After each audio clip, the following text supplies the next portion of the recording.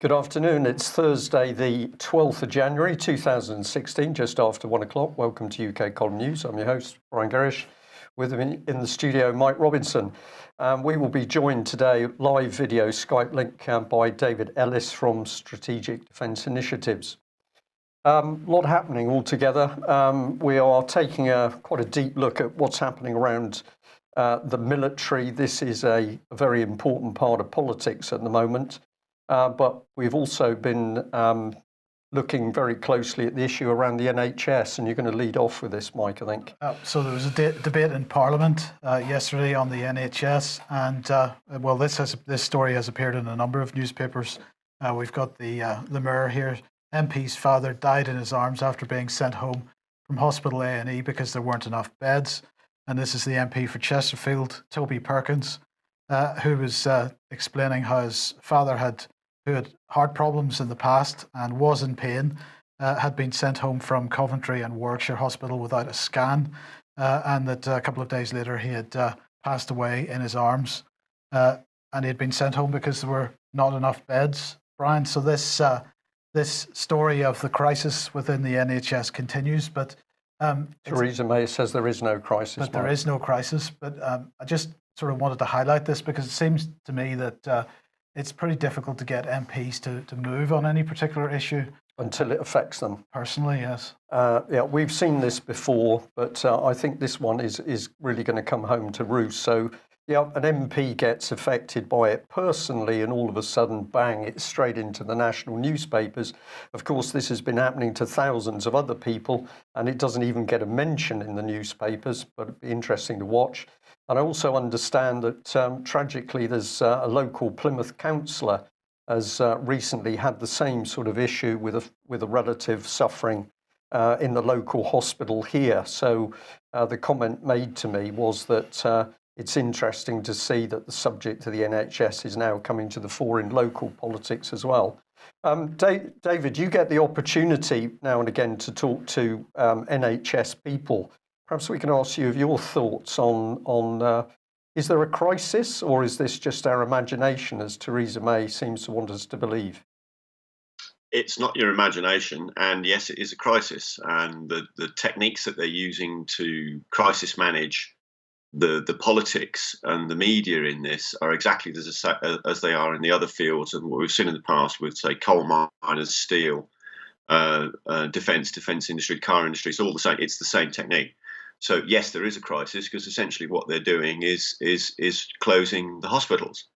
That defaults then into more pressure to the ones that are left open, and they declare under their protocol system a medical emergency, and then they stop everybody coming in for elective work. So essentially what they're doing, bottom line, is they're closing the hospitals, because even with the ones that are open under the system, they get to close them whilst they're still open. So people can't come in. So this is why you've got the problem. And of course, all of the clinicians and the doctors, and there's a great many that I'm acquainted with of all ranks, consultants, registrars and junior doctors, are all saying the same thing, that the crisis that they've gone through with their contract, predominantly their argument was that they wanted the general public to be aware that what was happening was that the Tories are privatising the NHS, and this was dangerous, and it was a safety issue, a patient safety issue. And that got perverted into being something completely different about doctors wanting money. It was never about that. It was about safety and hours and working and the patients and the public. So they couldn't get that message through properly through the media because it was blotted out, much the same as we're seeing in the defence arena. So the doctors know what the score is, but they're very much in the same boat as the miners. So they probably need to link up with them and everybody else that's been smashed and co-opt into one bigger group. David, one of the things that obviously UK Column has been pushing extremely hard is the dramatic change in management style inside the NHS. And one of the key articles that's been up on the UK Column website has been Towards a Million Change Agents. And this extremely good article by Martin Edwards is talking about common purpose coming into the hospitals and fomenting this very, very dangerous brutal change in the way the whole hospital functions.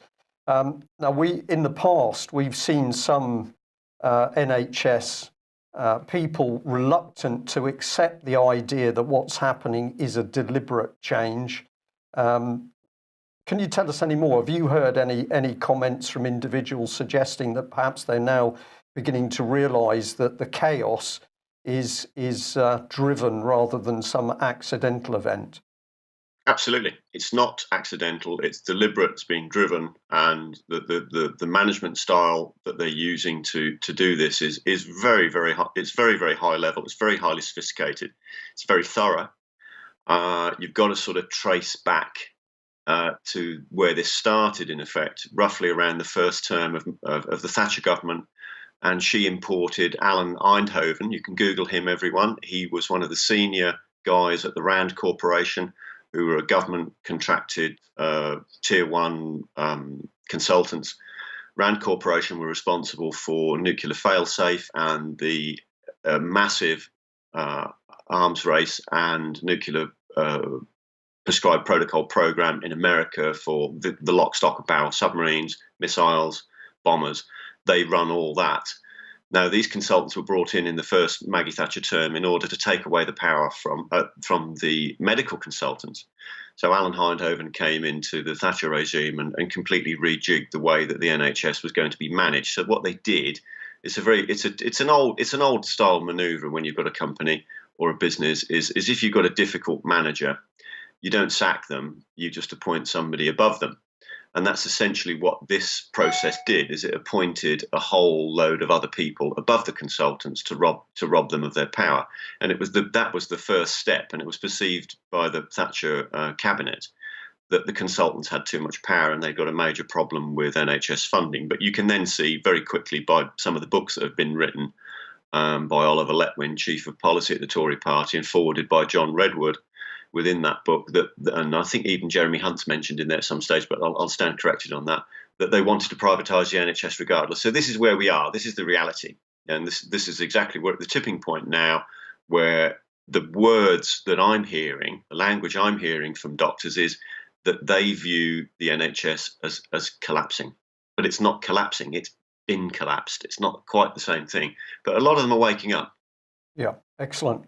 Well, if Theresa May is confident there is no NHS crisis, she's also confident that the child abuse inquiry is doing its job.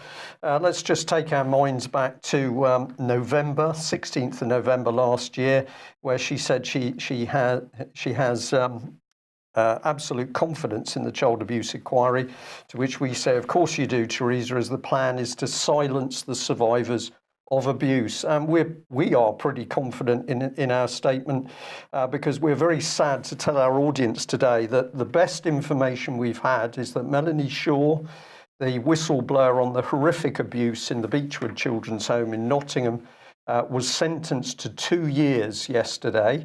She did not appear in court. There was a video link run. Melanie has previously complained that when she's been giving testimony by video link to one of the courts, she has always been cut off. The excuse has then been given to her because she was shouting, and she says, "I was not shouting." But what is extremely interesting about this extremely harsh sentence is that the case was not publicly listed in the court listings before the case. And the case took place late morning, coming up to lunchtime, but it was listed after lunch. Staff at the court were happy to say that she received a sentence of 2 years, but when they were asked what the charges were, they said, "I'm afraid we're not allowed to tell you that." So, without any doubt, what appears to have taken place is a secret hearing. Melanie denied appearance to give her own evidence in court. She's apparently sentenced to 2 years. Now, she's already spent, I think, nearly 11 months in prison, but there's no mention of the actual time served in relation to that sentence. Now, what's going on here in our minds is that the state, the British state, under the leadership of Theresa May, is desperate to silence Melanie Shaw. They want her silenced. They want her disappeared in the prison gulag because, of course, Melanie is one of the key survivors who not only knows about the abuse and death of children in the so-called care system, but she is one of a number of survivors in the Nottingham area that have talked about politicians being involved in that chain of abuse. So I just hope that our audience today realise the seriousness of this, that we're now living in Britain under Theresa May, where if the state is worried by threats of the truth, people are going to be silenced in secret court hearings. Now, of course, why is child abuse such a key issue? We would suggest because powers can use it to blackmail individuals. And of course, one of the implications that's been suggested, even in the mainstream press over many years, is that overseas powers may use that abuse directly to influence what is happening politically. Just to clarify something you said there, because I'm quite sure Full Fact or some other organisation will complain about your comment that this was a secret court. You said that the court hearing was not listed until after the court hearing took place. Yeah.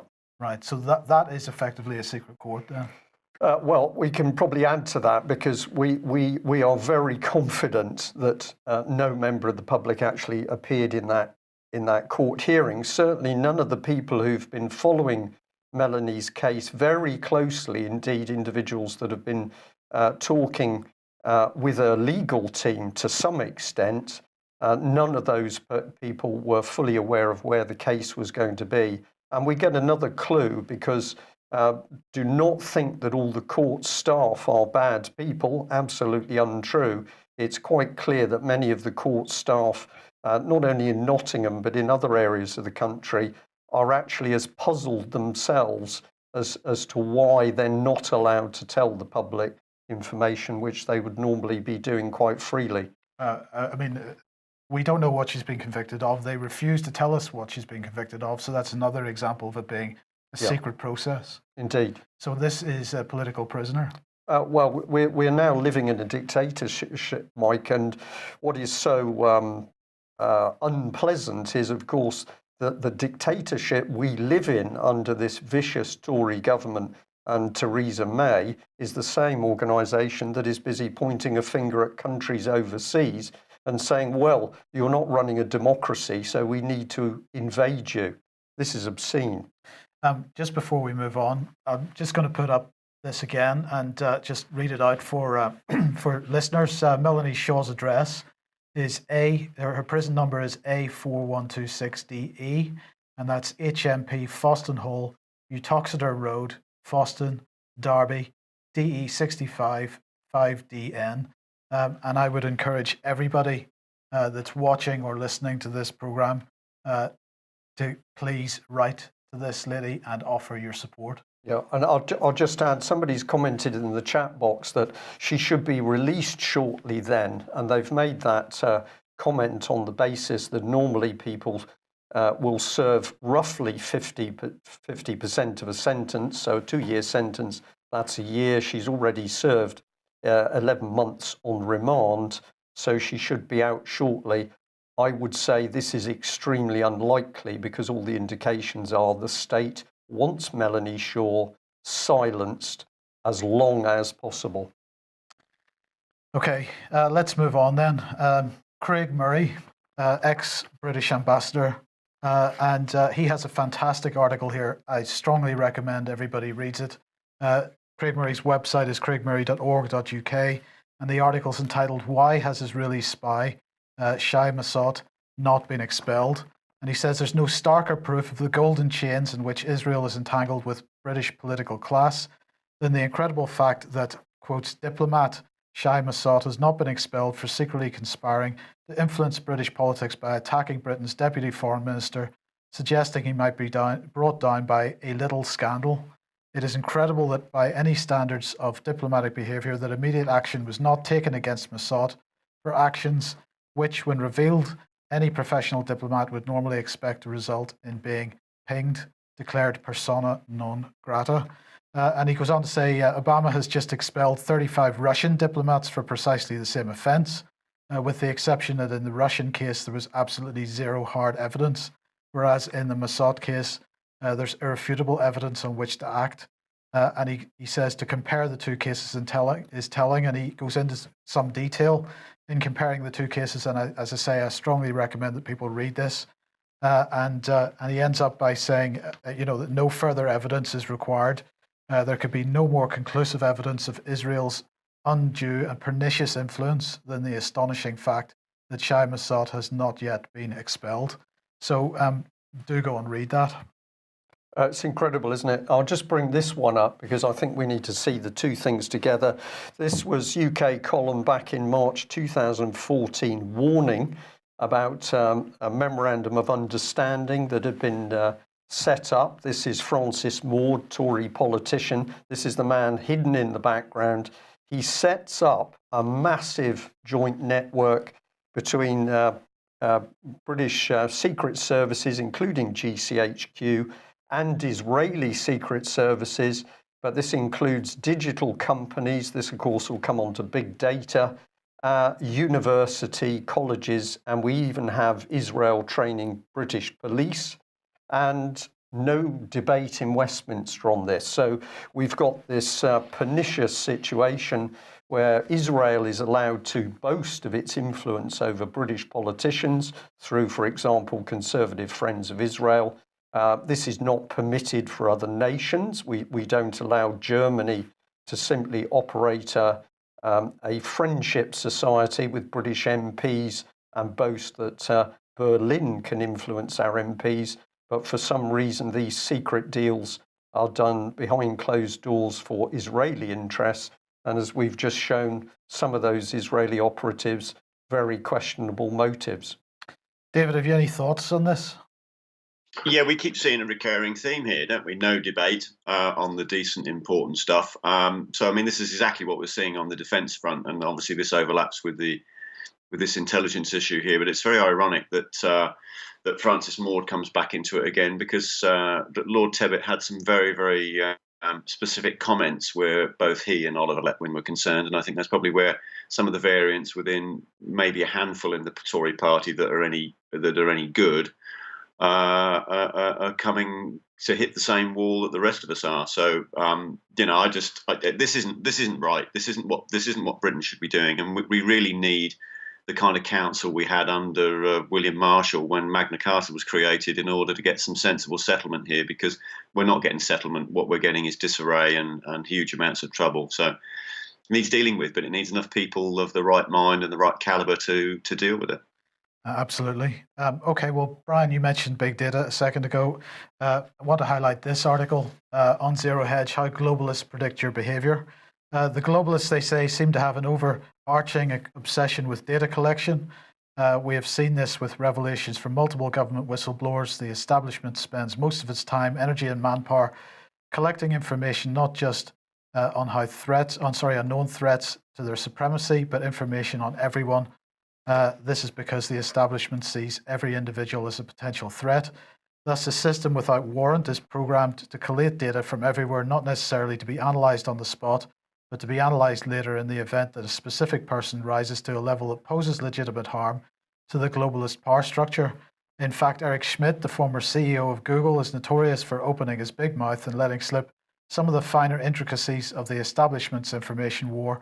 In 2010, in a videotaped interview with The Atlantic, Schmidt said, with your permission, you give us more information about you, about your friends, and we can improve the quality of our searches. We don't need you to type it all. We know where you are. We know where you've been. We can more or less know what you're thinking about. So this is a great overview article. Again, do go and read it. And on top of that, of course, we shouldn't forget our own investigatory powers legislation, which makes Britain the most surveilled country on the planet. But let's not stop there, because the United Nations at the start of next week, well, for 3 or 4 days next week, is running the UN World Data Forum. And they say that the 2030 agenda, with the principle of leaving no one behind at its heart, underlines the need for new approaches and tools to respond to an unprecedented demand for high quality, timely and disaggregated data.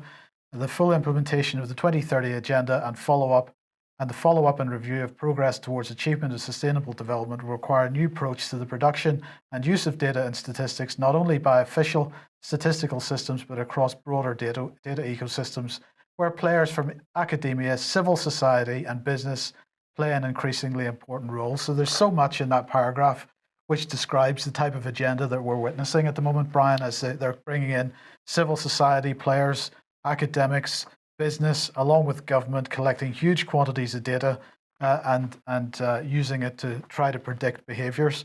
And of course, this then leads on to behavioural change and the behavioural change groups that are being established around the world, beginning in Britain. And so this is the first UN World Data Forum. It's taking place in Cape Town in South Africa. So, you know, they are talking about household survey data, birth registration data, maternal and child welfare data, because of course they want to steal your children. They're talking about gender data, data on the most vulnerable.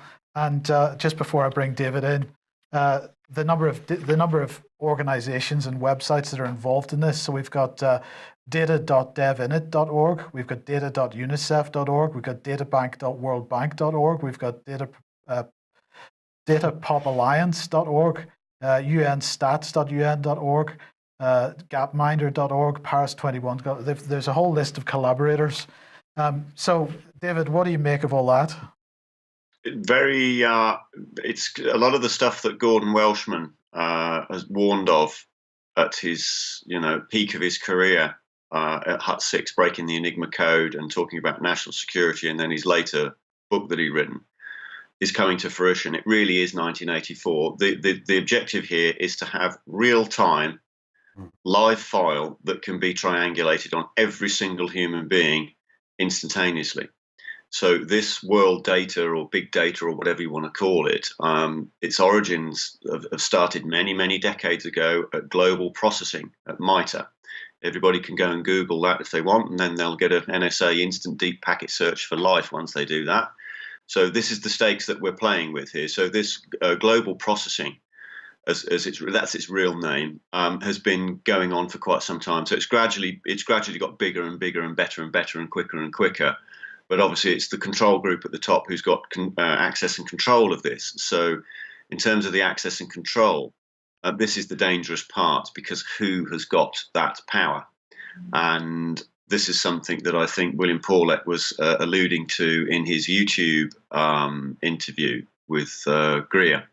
So this, when you jigsaw this stuff together and overlap it, you can see that it did come to fruition in the recent American election, where Cambridge Analytica had a real-time file on every single person in the US while the election was going on, in order that they could be targeted and swayed, and they would know what to pump out on the mass media. So this is what's going on. So this is complete and utter control of the global herd.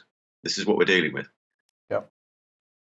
You got any thoughts? Well, the key bit I picked up on, Mike, was nobody left behind. This is a key phrase. It's no child left behind, no individual left behind. No, they mean this. This is a net which is going to include every single individual, adult, child, it doesn't matter. Total surveillance by the state.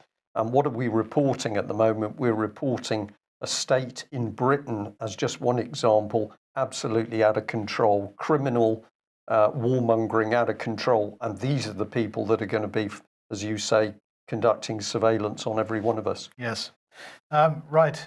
We better get moved through some of these now. So British nuclear weapon workers to go on strike over atomic weapons establishment pension dispute.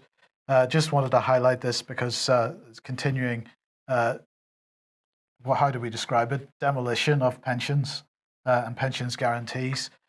These guys, of course, had their jobs privatized a few years ago, and under the terms of the privatization, the Ministry of Defence was supposed to guarantee that their pensions would remain untouched.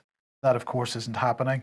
And it did, just as a slight aside, I mean, it's not related in too much detail, but when John Lewis was giving its profits details today over the Christmas trading period, they were talking about how their profits were up over last year, but that was mainly due to changes in the pension scheme. Yeah. So we've got this continuing attack on pensions, but it is an interesting thing that the people responsible for nuclear weapons in this country feel the need to go on strike over it.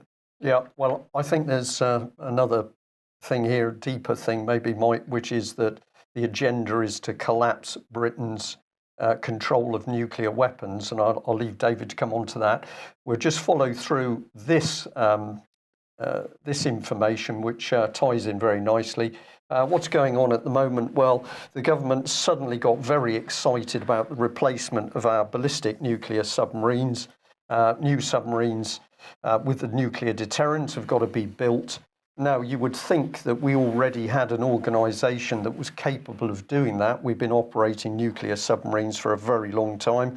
Never mind whether you think it's right or wrong to have a deterrent. What we're looking at here is the madness going on inside government. So we're going to replace these submarines, hugely expensive project. I think it's about 178 billion. But we haven't yet got the people in place to do it. And so Defence News here is talking about the setting up of a new agency in order to oversee the construction of the nuclear submarines. And we'd like to thank one of our viewers for finding this very, very interesting Ministry of Defence advert for the appointment of a chief executive of the submarine delivery body. There isn't a submarine delivery body at the moment. That's going to be set up, but they are recruiting a chief executive to set that up, £500,000 per annum. So this is part of the job advert. You can freeze the screen and read some of that yourself, hopefully. But when you get into the person specification, we're into some beautiful language, because this is not just about procuring the nuclear submarines. This is about transforming the industry. This is about profit. This is about dealing with commercial partners. This is a very, very, very interesting specification. And they are going to conduct psychometric tests. But they say to anybody applying for this job, don't worry, because we won't fail you on the psychometric test, but we might need to enhance your behaviour. It's really scary stuff, this. And so that's brainwashing then? Well, I think we can call it brainwashing or reframing. And we're just bringing this. This is the panel that is going to select the £500,000 a year person. The panel will be chaired by Wanda Goldwag. She's the Civil Service Commissioner. And it'll include Stephen Lovegrove, the Permanent Secretary, Ministry of Defence, the existing submarine delivery body interim chair, Rob Holden, and Julian Kelly from HM Treasury. Now, I'm going to cover a little bit more on Ms. Goldwag in a minute, but David, there's something very, very dangerous going on here, because what we can see, or I think we can see, is our nuclear procurement being pushed sideways absolutely into the commercial world. That's exactly the score. Yeah, that is exactly where it's going. Now, I've been told by an admiral that where the two of us have looked at this, that the system has been a shambles for quite some decades now, and it's been a shambles because it's not being run by the Admiralty. Now, so that may come as a bit of shock to all the viewers, but that's the case. So this is one step further from the current arrangement. So this is going even further. So to put then the production of the nuclear submarines, SSBNs, in the hands of something like this, there's a lot of factors at play here. Really, where are we going with this? Because it looks like it could be a Trojan horse. To collapse the procurement. Yeah. We've already had a 500 million failure in procurement over offshore protection vessels. Is this the setting up of the failure of procurement? Yeah. And this will hand our nuclear weapons essentially to the French? Well, that's the ultimate goal, isn't it? All this is actually about the nukes. When you look at the massive amount of defence news, which isn't news because it's not talking about the reality and what's actually going on. So the actual stuff that's in the mass media at the moment, it can only be considered, in intelligence terms, traffic and chatter. But when you analyse the traffic and chatter, what you actually see is a huge amount of radar avoiding window. It's just blotting out everyone's window with a load of nonsense. So it's radar jamming the political debate so that there isn't any debate. And that's currently what's going on across the whole spectrum. There's no debate going on about this. And that's crucial.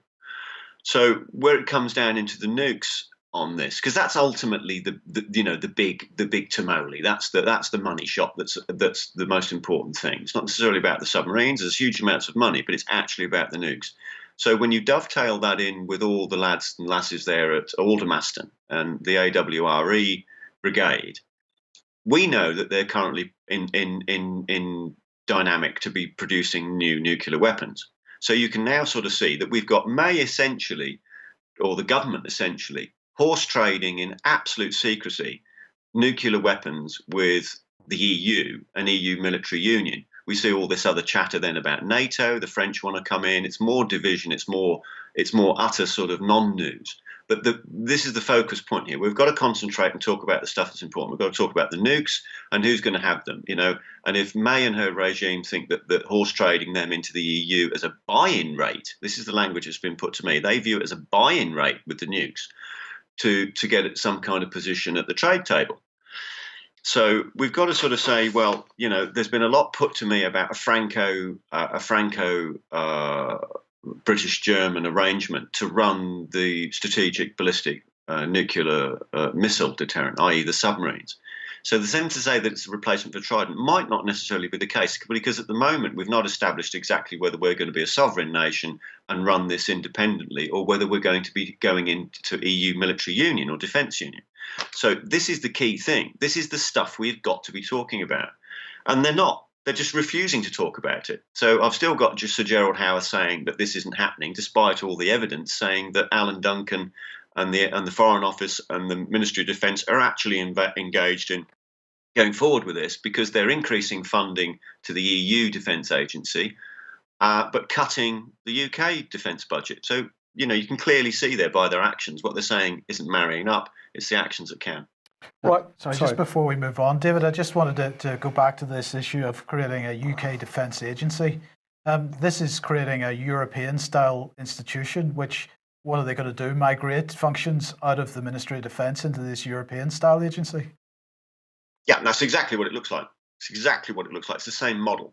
It's going back to the you know, you don't demote the Admiralty, you just appoint something above them. And that's exactly what they're doing here with this. You know, this really ought to be a Jackie Fisher job, where there's a group of admirals and Navy people that really know what they're doing and could be trusted and have sworn an oath to the Crown and the people of this nation that are responsible for these nuclear weapons. So that's the dynamic I want to see, where there's a foundation of some sense and sensibility, and people being loyal to the people in this country. This arrangement that we're going down here, you know, timing being everything. Crikey, it's perfect, isn't it? You know, we're in some kind of no man's land currently, and they're engaging in this. So, you know, it's just wrong. It's treason. Somebody said in the chat box it's treason. I'd certainly agree with that. Now, you've given one particular view on this, which personally I totally agree with. Let's come in at another angle. Who are the people making decisions? So we're going to bring in the president of that selection board. Here she is. So it's Wanda. And the first thing she's linked with is her own consultancy, the Goldwag Consultancy. She's been selected by the Queen and the Prime Minister for her role as a civil service commissioner. She's involved with venture capital firm. She's involved in a very big way with the music industry. That's linked into other parts of copyright organisations, including, I think, in Sweden. We've got her involved in a huge recruiting organisation. She's also very big on the controls for gambling in UK. And she's also, I think, a layperson on the Queen's Council Appointments Board. So on one hand, you can say, what qualifications has this lady got to select the person who's going to be heading up the replacement for our strategic nuclear deterrent? On the other hand, you can say, how can she possibly be independent as all of that is forced towards the commercial side? And if you want to visit her website, you might like to. She says some amazing things. This is in relation to music. The creative industries are one of the very few industries that are growing in this country. The music industry is worth 3.9 billion to the economy. So after financial services, music and creative industries are probably the most important industry we have, not building ships, pop stars. And then she says this, which I've read several times and I'm puzzled. What the government should be doing is encouraging those industries. As our manufacturing base increases, it is our creative industries that are creating work for us. That doesn't make sense. It doesn't make sense to me, but this woman is promoting pop industry. She says that after financial services, this is going to save the country, but this is the lady heading the selection of this key individual who's going to be running the replacement of our nuclear submarines. This is madness. Good stuff. Shall we move on? I think we should. We should, okay. This is a press release from the Russian embassy, and I thought that we should cover it because at the end they say that they don't expect that the mainstream media will pick this up at all. They challenge the mainstream media to publish this comment. Well, we're going to publish it. Basically, they're suggesting that if they judge recent media reports in the mainstream media, the British authorities are planning to emulate the Obama administration and launch an official campaign to counter a presumed concerted drive by Russia to undermine the UK. So Russia is about to undermine the UK, apparently, and the government is telling us so.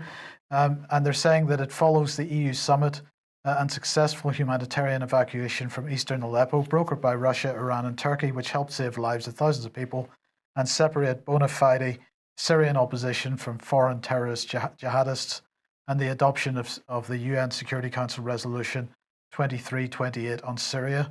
Now there's a ceasefire in place endorsed by other UNSC resolution.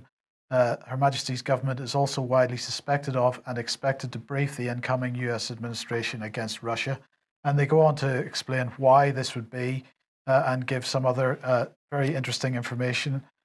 So I suggest that everybody goes and has a look at that on the Embassy of the Russian Federation.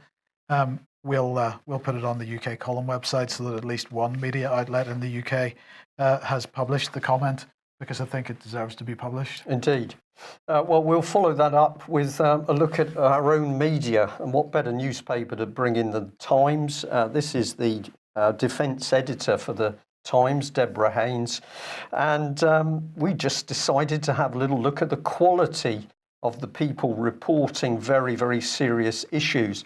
So here's Deborah Haynes' Twitter page, and she's very big on feminist issues. Now, we could have a discussion about this, but she was crowing that she'd done a very serious interview with a youngster on her knee. Fair enough, maybe, or maybe not. But what her whole Twitter page is littered with is this sort of stuff. Here she is flying. She's on board HMS Ocean and reenacting part of the Titanic movie. She's boasting that she's off somewhere in a very smart jet. She's got a new pair of sunglasses. That's obviously important.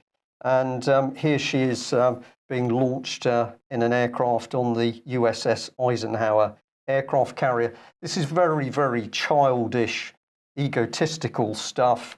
Is this the quality of the person who should be reporting on serious matters to do with defence?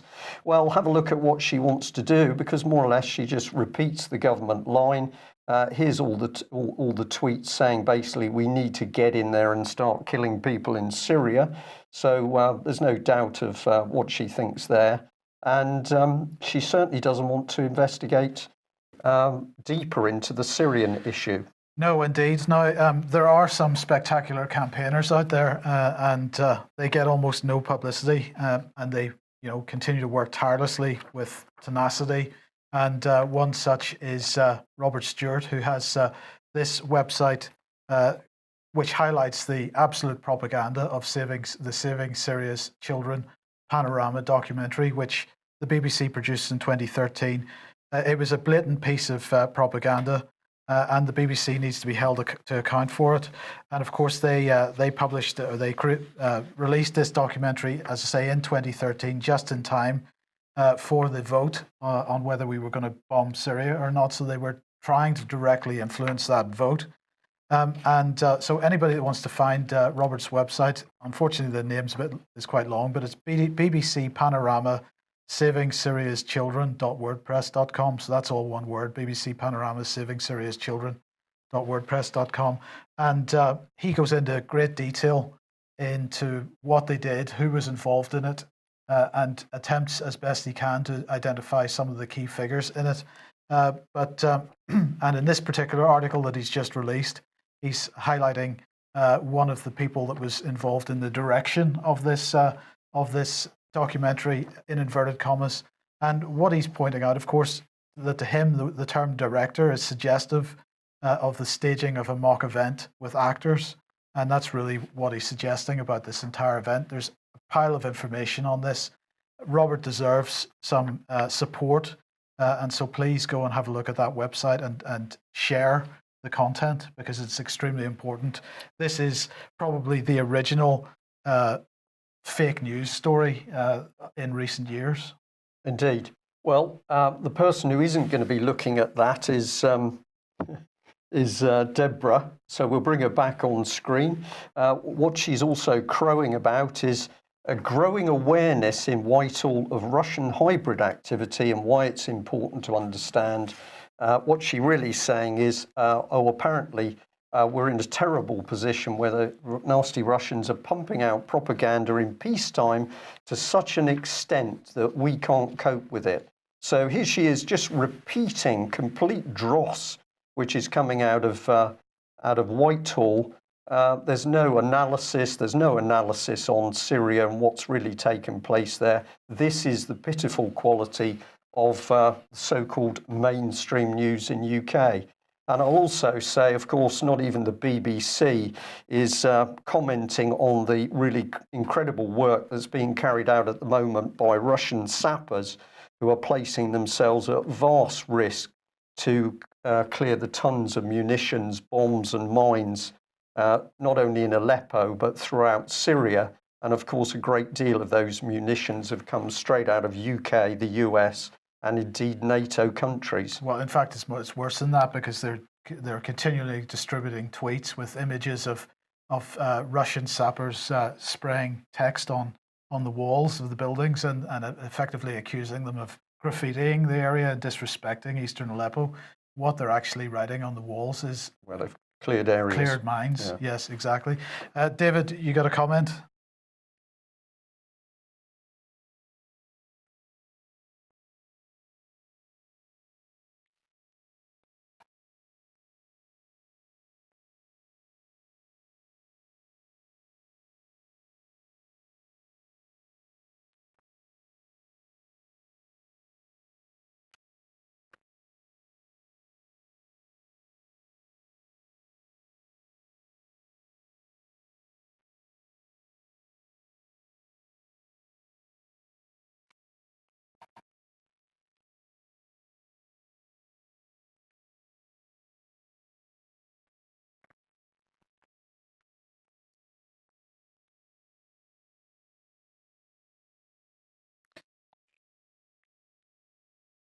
So I can only assume then that she went back to the MOD and tried to find out what it was. But subsequently, there was quite a few editorials went on the front page of the Times that, on the face of it, from the communications that I'd had with her, that were triggered by our communications here at Strategic Defence Initiatives UK. But what they did again at the time was that this was more or less the MOD party line. What it didn't do was ever talk about EU military union and what that meant in terms of taking control of our military and our industry and the budget and the operational control and so on and so forth, and the policy as to what they're going to do. So none of that was ever discussed or spoke about. So over the sort of 6-month period post that, we've tried to get this talked about and get it debated about. And of course, we've hit the same problem. They just frankly don't want to talk about it because it's political suicide for anybody wanting to take it on in the Tory party or the Labour Party, because they know it's a vote-winning killer. This debated properly amongst the grand jury of the British people, they will not support it, and that's why they won't talk about it. So the only hope, frankly, is Brill Etheridge at UKIP, that he's going to talk about it, because at the moment I just don't see any other candidates or capacity or scope. So it's ironic that we're talking about sort of this is mad, because essentially it's mutually assured destruction if we don't get this right. Because this continued argument of Russia being so bad, and you can see Deborah Haynes there doing it, Well, if they're so bad, why have we cut? Somebody explain logically. If Russia is so bad, why have we cut? I'd like Sir Gerald Howarth or John Redwood or Bernard Jenkin, Bill Cash on the EU Scrutiny Committee that's just oversaw this work from Alan Duncan to allow another step closer towards EU military union going through, and they deemed it not appropriate for it to go into debate in Parliament. So that committee deemed something as of this magnitude not important to be spoken about, and they pushed it through to then go to other committees to then continue to scrutinise. It's just a stalling. So there's a couple of bits up on our Twitter feed about that, about those two instances, and the Alan Duncan letter that's gone back to Veterans for Britain on this subject. So I suggest, if you want to have a look at what Alan Duncan in the Foreign Office thinks about EU military union and whether it's important or not, do have a look. It's worth a read because it's more just utter piffle, frankly. Okay, well, let's move on because good news, everybody. The UK has taken command of NATO's response force and its flagship Very High Readiness Joint Task Force. UK forces have taken command of these, committing thousands of troops, according to the government, to be on standby and ready to deploy within days. Try to keep straight face there, David. Defence Minister Earl Howe witnessed the handover to the UK's Allied Rapid Reaction Corps at an official ceremony at its headquarters in Imgem Barracks, Gloucestershire. This includes 3,000 troops standing ready, supported by NATO allies, to respond to any threat to the alliance. So what did Michael Fallon say, Defence Secretary? He said, with the alliance's second biggest and rising defence budget, Britain is at the heart of NATO. In heading up the Joint Defence Force, the UK is taking another leading position in NATO and is sending a clear message that Britain is stepping up to our global defence commitments. The UK Armed Forces stand ready at a moment's notice to defend our allies and protect British national interest. So there you go, David. Once you stop laughing in 5 seconds, just give us a quick comment. Just utter reality check, please, Mike Fallon. This is just drivel you're coming out with here, because the reality is completely different. You're cutting, you're getting rid of principal assets. We're now talking about, more Navy cuts, more cuts to the Royal Marines. Sorry, you're doing the talk, but you're definitely not doing the walk. Okay, well, just to end off, I think maybe we have this from the Commonwealth. This apparently, the Commonwealth has a new theme for the year, and this 2017 is the year of peace. So each year a theme is chosen for Commonwealth Day, and the theme informs events to mark the day and helps guide the activities of Commonwealth organisations throughout the year. And 2017 is going to be a peace-building Commonwealth. They say that at a time of increasing instability and uncertainty in the world, the Commonwealth family of nations, in its rich diversity, becomes an ever more needed source of strength and hope for all its members. Now, of course, we have been highlighting the use of the Commonwealth as a mechanism to drive global governance in recent years. But of course, the question that we've always asked is it the Commonwealth or the United Nations which will be the main focus? And it looks like the answer is both, because, of course, it's just a coincidence that the same agenda is operating through the United Nations. This is the new Secretary General, Antonio Guterres, and his 5-year term began on the 1st of January. And he's urging the international community to respond to recent crises by committing to a more diplomatic and peaceful 2017. And he's doing that. He's arguing that we must focus on the basics: stronger institutions, more resilient societies, more open societies, perhaps. Nobody left behind. And he said, I think it would be naive to say that 2017 will be a year of peace, but at least it's our obligation to do everything we can to make it a year for peace. And he coined the phrase peace continuum, which everybody's getting very excited about, because he's creating a peace continuum for 2017. So we're in a permanent state of war, violence, death and destruction, but that will now be known as the peace continuum. I think we should end there. David, thank you very much for joining us. We've got a lot to talk about what's happening with these defence issues and the EU at the moment. Great deceit by the British government. We'll have a look at that another time. Thank you for joining us. Thank you to also for all our viewers and listeners today. If you're not subscribing to UK Column, please subscribe. We need your support to do what we do. And we want to expand the range of information and, of course, the number of guests that we can get on. So we can only do that with your ongoing support. Thanks very much for joining us. We'll be back same time tomorrow. Bye-bye. Bye-bye.